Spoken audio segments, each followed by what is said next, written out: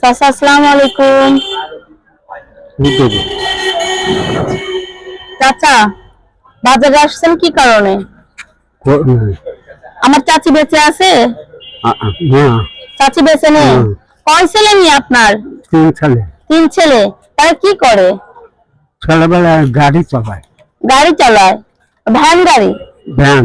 আচ্ছা আচ্ছা। বাড়ি ঘর আছে চাচা? বাড়ি ঘর আছে? মানে আপনি অচল, চলতে পারেন না? আচ্ছা, তো আমি যদি আপনাকে একটু সাহায্য করতে চাই, নিবেন? নিবেন?